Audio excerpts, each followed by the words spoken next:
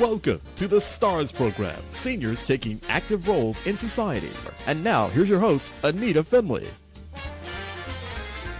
I think we're going to learn some interesting things about people who are planning to have all operations that are, planned operations, whether you're having hip surgery, knee surgery, shoulder surgery, or something where you're going to need a rehab center. And the expert is, of course, Lcurtis. She's Director of Business Development at Regents Park of Boca Raton. She's not the doctor. She's the person that makes sure that the doctors and the rehabs, all the therapists do what they're supposed to do. Kind of. Anyway. Kind of, yeah. Right. So, Lcurtis, thank you for joining us today. Thank you. Leslie, it is interesting now when people years ago, when they had surgery, they didn't have rehab centers like they have today. It certainly has become modern, hasn't it? Well, it has, and we don't have the complications that they had in the past either because someone's keeping an eye on the patients. Well, plus they stayed in the hospital forever. Yeah, right. Yeah, but they don't now. No, oh no. They get out pretty quickly, but then they don't go home. Generally, they go, if they're smart, to a rehab center, right? So tell us what happens at a rehab center. Well, generally, again, the hospital stay is short. So then they come to a rehab center because they're really not ready to go home. They're not safe to go home. So they come to us, and we can manage them medically as well as take care of their rehab needs, which could be physical therapy, occupational therapy, speech therapy, and respiratory therapy. So as well as medical management, from any complications they may have had in the hospital, we can manage that. A physician will manage their care while they're here. And then all the therapies, as well as, our various activities and things like that to try and keep them a little bit busy, when they're not getting therapy.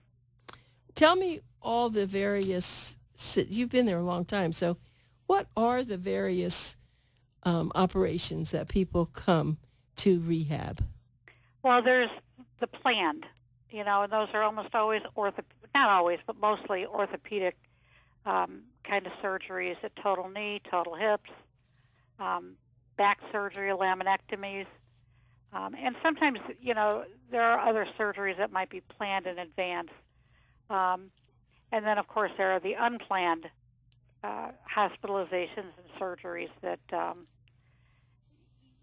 the hardest for people to deal with because they haven't thought about where they're going to go for rehab in case that happens. It's not even on their mind. So those are the two different groups of, people that we see. The first group, well, all people should know where they want to go for rehab. That's just, people know which hospital they're going to go to, which doctor they're going to use, but they haven't even thought about where they're going to go for rehab afterwards because they don't know that, they're only going to be in the hospital for 3 days. So why don't they go home? Because they're really not safe. They're weakened. If they've had joint surgery, they certainly, they might be non-weight bearing on one or both legs. They might have, minimal weight bearing, so you're not going to walk around the house, by yourself. You have to learn how to do it safely. When they meet with therapists, they discuss what their living situation is. If they have tile floors, do they have stairs that they have to be able to accommodate? A lot of people have tile floors nowadays, which means we have throw rugs. If you're going home with a walker or even a cane, throw rugs are not a safe thing to have until you're 100% again because it's very easy to trip on them. Animals like to run under your feet. Right. My cat is an expert at that. But, the older you get, the easier it is to break. Yeah. I tell people I don't just fall, I break. Yeah, that's true, isn't it? It's interesting. Just following up, people, though, can have therapists who come home, who come in twice a week or whatever they do, but they actually, when they're at a rehab center like yours, when they actually go to Regents Park of Boca Raton, the therapists are there every day to help you, right? It isn't just 3 times a week. No. It's not just 3 times a week, and it's generally about 2 hours a day, 5 to 6 days a week. And again, that's depending on the patient. The therapist kind of determines if they need a break, twice a week. Because, I don't work out 2 hours a day. I don't know about you. Most people don't. And, it's kind of hard to go from 0 to, 2 hours. How about overnight. 20 minutes? Yeah, really. That's if we're lucky. Right. So you're saying, though, that when someone comes in there's a whole plan of action that the physician, the surgeon has a plan, and you all are in charge of making sure that happens. Right. I mean, different physicians have different protocol. Like an orthopedic surgeon might have, this is what he wants, to happen with his patients. And we have all those protocols from all these different physicians. So we follow their protocol. Generally, while the patient's still in our building, they'll go back to have a visit with their surgeon, whether it's an orthopedic surgeon, a cardiac surgeon, but they'll go back for a checkup while they're still here. And so we make sure that the surgeon is happy with the results, or the medical doctor, and that we're on course. Now, I think it was your sister who did something to her collarbone? Yeah, she broke her collarbone. And how did she do it? She tripped over her cat. Really? Yeah. And she actually, though, suffered with that for months. Oh, yeah. She didn't end up admitted into the hospital, so her option was going as an outpatient for therapy. Well, again, now you got a fractured collarbone or something like that. You have to get there. Yeah, Not so true. easy, No. So, and it's certainly not as intense. Yeah. Well, but let's just go through this whole thing. So now, let's say you do live alone. How are you going to bathe and do all those other things? So you do have to have someone probably come in and help you, Right. besides even the therapy, because the therapist isn't going to do that. No. So it seems like it's a lot easier, isn't it, to not have that responsibility of hiring someone to come in and making sure they're there, and just go to a rehab center, a high-quality rehab center like Regents Park or Boca, Right. and let someone cook for you, let them take care of your cleaning, let them do everything, and you worry about getting better. Well, that's just it. You don't have to worry about cooking your meals. We have the nursing assistants to help you bathe, therapy to, make sure that your rehab needs are met. We have the doctor following you. It's all there. You go home, you're right, you'd have to have help in the home. And often it would be, somebody there 24/7 because you're really not safe by yourself. So insurance and or Medicare will cover it. So, Well, that's amazing to me that they will cover something like that. But what is a typical stay? 3 weeks? I think our average length of stay is about 23 days. Now, some people come in and they're gone in 5, but they were, higher level of functioning when they came in, and that's probably somebody that just had a knee done or, something like that. And then there are people that could have the same surgery, but they weren't in such great shape to begin with, and they could be here for 4 weeks. So it really depends on the patient's prior level of function. I've got people come in their 60s that, their prior level of function was not so hot, and people in their 90s that are spry as chickens. So it really, it's really, every patient is different. I was thinking about something you just said. Maybe someone hadn't exercised, they hadn't really taken care of their body, and they wind up, having a hip replacement or just, whatever the orthopedic situation is. And now, when they come there, I'll bet they'll get more strength. They'll get more things happening to their other parts of their body. Oh, they do, and I'll tell you that. I'm in better shape now than I was before I had the surgery. Well, it's because, it's working, the upper extremities and your arms and your sitting balance and things like that, and it's working the lower extremities, and that's strengthening, balance, endurance. So if they weren't doing a whole lot before they came in, they'll be doing a lot more when they leave. Right. Okay, so let's just go now, go down the line. So we've talked about people with orthopedic surgeries. What other kinds of things? You said something about a laminectomy. I don't really know what that is. That's spinal surgery. Mm-hmm. So that could go anywhere from your cervical down to thoracic, down to sacral in your spine. And usually that's not like, when people go and say, I'm going to have my hip done. Generally speaking, people that have spinal surgery have put it off as long as they possibly can. Yeah. And which also means they probably haven't been real active because they've been in pain. So those are a little trickier in terms of rehab because there are usually some restrictions on their movement depending on where in the back that occurred. And they're probably a little bit more debilitated because they haven't been real active. And again, they finally decided to have the surgery because they can't stand the pain anymore. Yeah, that's true. They do put. Someone once said they had a hip problem or a knee problem. They said to the doctor, "Well, when should I have this done?" And they said, "Well, when you have enough pain that you can't stand it." Yeah. But that's not great. Okay, so now people are coming in there with maybe other kinds of needs, not just surgery. They Right. have. Tell us about that. Well, people can, end up in the hospital with pneumonia, and that is very debilitating. And the older you get, obviously, the worse it is. But, as we all know, if you're in bed home sick for 3 days with just a miserable cold, by the time you start getting up and moving, you feel weaker. It's just, the longer you're not active, the weaker you get.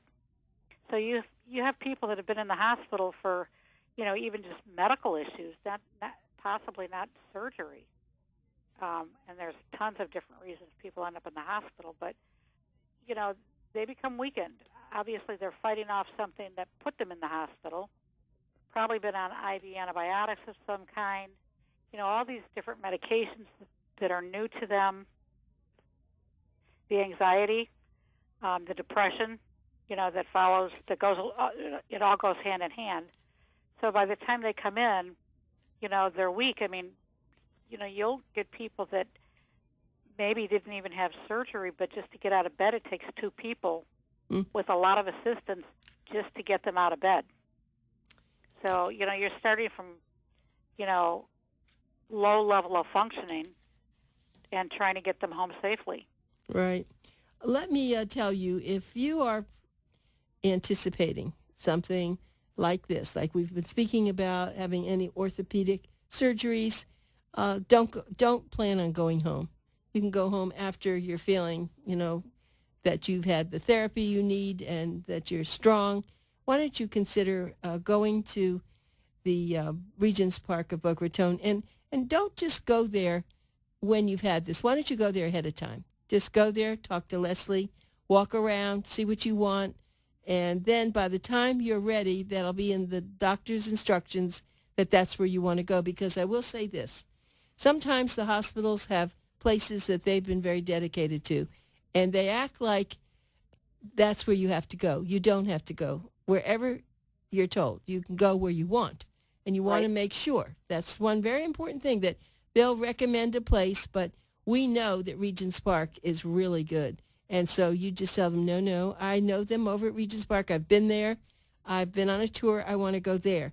And this is the phone number to call them to get a tour set up by Leslie. It's 561-483-9282. That's 483-9282. They're very, let's just say their location is great because it's right next to the Boca Mall. So your family, your friends can come visit you. Then they can go have something to eat, dinner, and then go to the movies or something, come back and visit you. So their location is beautiful. The people there are just so special. I know so many of them, and they are just kind and loving, and they have though, what it takes. That's the important thing. Their group of therapists are so above what you can find in other places. The food is extraordinary. It's actually the gentleman that owns the organization, the company, has a couple of places, and he keeps kosher food. Now, kosher food is great because it tastes better, even if you're not kosher. But if you happen to like that, that's a very good part about the Regents Park that we never talk about, very much. No, it's better quality of meats and things like that. I mean, it really is. I mean, I eat it. Right. There is a difference. There really is the way that they prepare their chicken. I mean, chicken that's kosher is definitely better.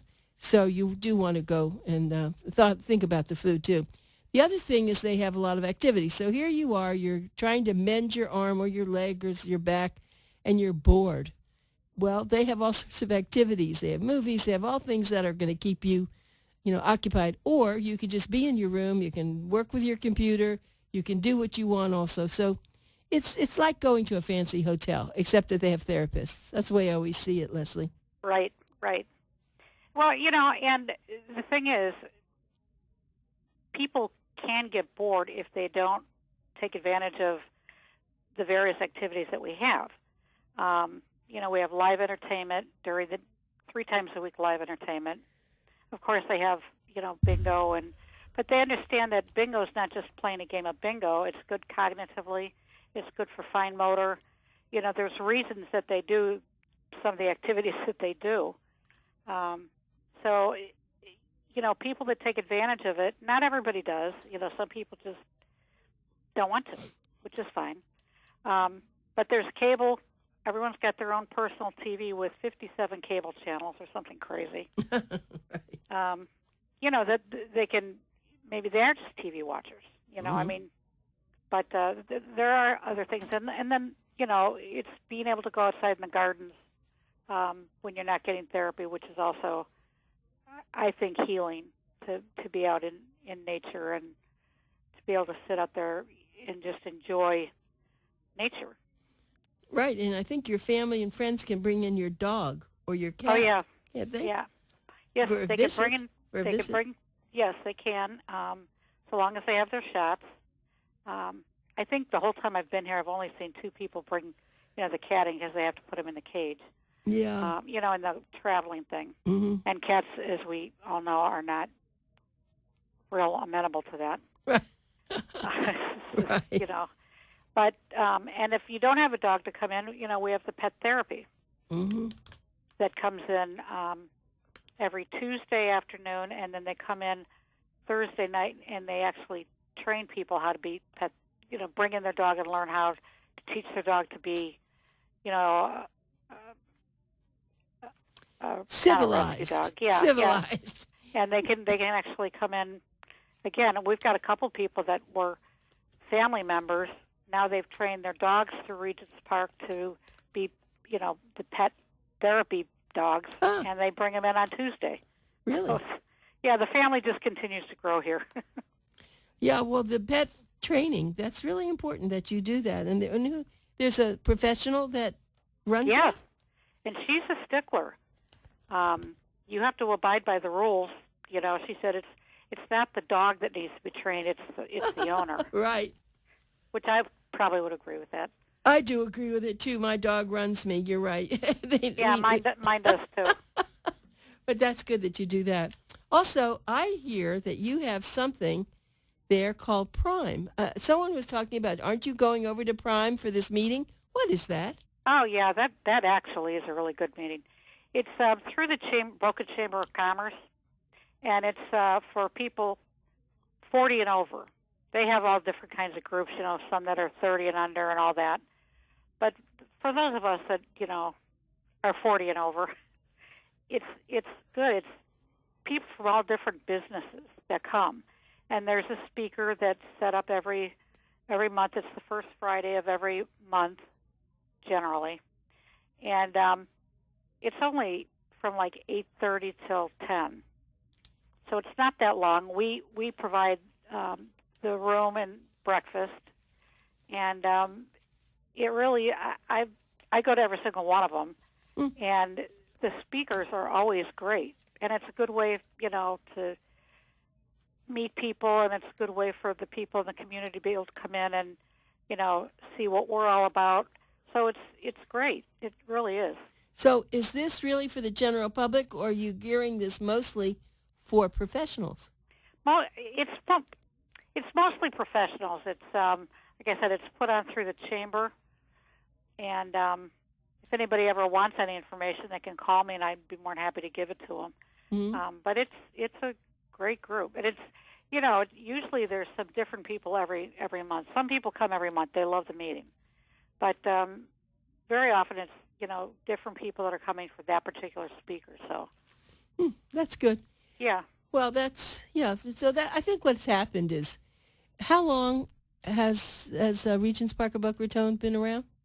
about 33 years. 33 years. It's absolutely amazing that, when people hadn't even realized that there were places like this. And for those of you who also are looking for a more permanent place for your family member, they also have that. And why don't you just maybe give that a little bit of a rundown since people are listening?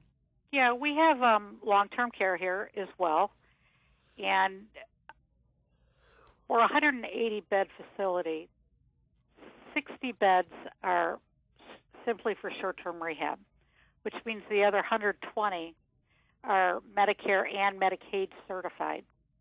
So a patient could come in for short-term rehab and go on one of the other units if they chose to, or if they come in for respite care, which we get quite a few of those actually. Explain what that is. Why don't you talk about respite care? When, say your mom lives with you, and you need to go to a wedding up north, so you need 5 to 7 days of somewhere for mom to be safe, they can come in here. That's pretty much private pay. Hospice also pays for respite care and usually it's like for 5 days. So if it's just the family member needs a break, hospice then will cover that cost to bring them in for respite care. And that's excellent because and most people don't know that hospice will do that, but they will. So. Okay, that's a very good thing. That's always been a problem, I think, with families when they do have someone living with them, or they're around and they can watch out for their family member, and now they have to go up north, and they say, well, what would happen if there's an emergency? Right. And so that's very good. And you take them for any amount of days? Absolutely. Interesting. Sometimes they only need 4 days. Right. Okay. Whatever you need. Right. And it's, it gives the family member peace of mind. Because I'll tell you, everybody needs a break when they have somebody living with them that, is dependent upon them. So this way they know that they've got 24-hour nursing and, activities. We get them, we get our respite people involved in activities they want, and, and a lot of them come, like a couple times a year. Interesting. Yeah, I would think that, sure, maybe during the holidays when they want to go up and visit with their family, because that's always the thing that keeps them from doing things. Oh, I can't because I take care of my mother. Right. Well, now you have somebody who will watch over that. I want to give everybody your phone number again. It's 561-483-9282, and the website is regentsparkboca.com. Thank goodness we have websites, because you can actually get on a website like Leslie's, which is comprehensive. It says everything about anything you want to know. It's called regentsparkboca.com. And you should also read the articles that Leslie writes. I know coming up in this November issue will be something on the flu, about getting flu shots. And it's interesting, Leslie, I don't know about you, I always get a flu shot, and the doctors I deal with do, but every once in a while, and I just found a couple of people yesterday, I was having dinner with them, and the husband and wife was, oh, well, we never get flu shots. No, we don't believe them. And I said, listen, you will believe in them if you get the flu. Right. And there's that, the nasty thing that I was talking about, pneumonia. A lot of people, I don't want to scare people, but, they get the flu, and then they end up with a double whammy because they end up with pneumonia. Right, exactly. Now, Oh, those yeah. are people we see during flu season. I'm telling you, we see the hospitals explode Hmm. with these kinds of patients, and it goes hand in hand almost. It's like a lot of flu, a lot of pneumonia, and then we have to make sure that they've been on the medication Tamiflu for 5 days before we can admit them, because we don't want to subject any other patients to the flu. Is So that right? So, yeah. I think I once read that. So, in other words, if you do need to come, you can't come until you've been on this. And Tamiflu is that, what is that actually? It theoretically, it shortens the duration of the flu, and the CDC has said if they're on it for 5 days, patients are on it for 5 days, that they're fine to come into a setting like this. But, let's face it, they go into the hospital, they get swabbed, and, yep, they have the flu. Well, they're not coming here for at least 5 days because they have to be on that medication.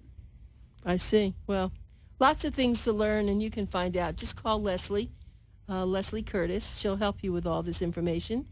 And thank you very much, Leslie. I'm glad we always get to talk about things that I think, people hear this, but then months go by, they don't hear it, and it just refreshes their memory. So thank you so much. Thank you so much. All right. Bye, Leslie. Bye-bye.